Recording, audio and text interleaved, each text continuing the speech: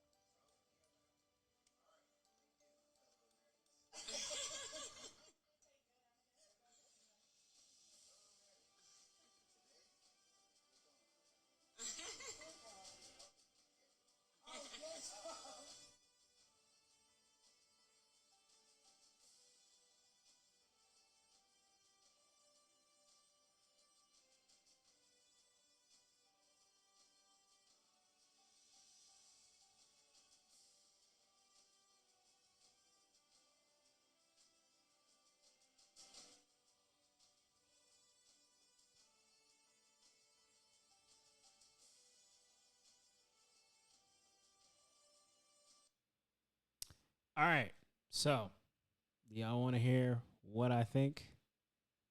Well, whether you want to hear it or not, I'm going to keep it a buck.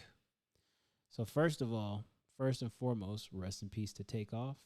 I'm sure Quavo had a good intention going to the White House and doing this. Now here's where the problem comes in. The Migos and or Quavo make violent music. I'm just keeping it real. They Quavo makes violent music. The Migos made violent music. Um, Talking about drugs, talking about you know, objectifying women, talking about if you snatch my chain, I'm gonna do this to you. Talking about I got, you know what I'm saying, ties to whatever in the streets, whatever, yada yada yada. It's almost like an oxymoron. If we look at the trajectory of how long like the how long there have been presidents and how long rap music has been around, it's not too many times where rappers get invited to the White House. I finally remember when Obama was president, when there was like literally he invited every single rapper in America to the White House, right? Um, and we never got to really know what the reason was for all of those rappers being in the company of Obama. Never figured that out. Never understood why that happened. Maybe that was for a photo op. But yeah, it just doesn't fare to me. It doesn't fare well because it just looks like an oxymoron. You don't you don't just all of a sudden say, "Hey, now I want to advocate for um safer, gun advocacy, gun violence or whatever, now that my family member is gone." I'm sure he's lost many more friends and family to gun violence. And he has, Quavo has steadily, still, after all of that, still I mean, like up until this point, I haven't heard any. I haven't heard any of his new music, or whether he's pushing or promoting anything that has to do with weapons or violence in his music. But it just looks, it just looks kind of opposite because what your profession requires of you, and I shouldn't even say requires of you, but what your record company requires of you is to give them that ignorant ish. Give them the ignorant ish. Some of some of these rappers, some of your favorite rappers, probably don't even want to talk about guns or vagina or anything like that. They probably want to talk about something different and important and something that's going to, wake up and open the eyes of the people in communities they came from before they became rich. But of course, y'all know that the record company is a business. And for that business to run, the people who have invested in rappers require something out of them in order for them to get those millions, in order for them to get those chart topping hits, in order for them to get played on the radio, in order for them to get uh, big on TikTok and all these other platforms, they got to do what is obligated of them in those contracts, you know?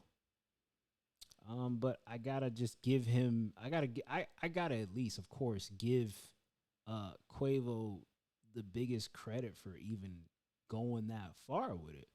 You know, and I'm also gonna pull up something that has to do with while I'm on this same subject, I'm gonna also pull up something that Boosie said. Let me see if I can find it real quick. Y'all give me a second here. Hold on, let me just close this real quick so I can find it. Let me see here, cause I mean it's just telling of what you know, or rappers have to or like I said, it's all off of like what it's all off of what these record companies want from these artists, and rap especially. So here it is right here. So Boosie as well. I guess after he had seen the thing with Quavo, it says Boosie is interested in advocating against gun violence and says he knows he can make a difference. All right, it says I want to advocate for. So I think he's talking to Vice President Kamala Harris. So it's at VP. I want to advocate for gun violence protection. Also, can you use me to save some of the younger generation that's lost? These kids will listen to someone they look up to who had similar child childhoods before they listen to their own parents. I know I can change. I know I can make a change because I've been doing it already. When I talk to the troubled youth, Boosie words hit different to the youth.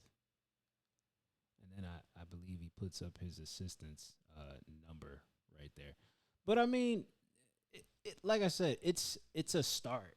It's a start. It doesn't, like I said, it doesn't necessarily change the fact that like, hey, these rappers be for real saying all this stuff in their songs, and these kids be listening to it. You know what I'm saying? Um, I'm not gonna sit here and say that, hey, let's fault all rappers for whatever. I mean, no. The record companies have a the record companies have just as much an obligation, just as much fault in it as the rapper does, in my opinion. feel like they have just as much fault in it as the rapper does. So kudos to Boosie, kudos to Quavo, and hopefully this creates a domino effect to where other rappers start speaking up about the violence that goes on that had with weaponry here in America. You know, that's the end of the video. You guys like, comment, and subscribe. Please leave your love. Please leave your hate, and I will be back with more.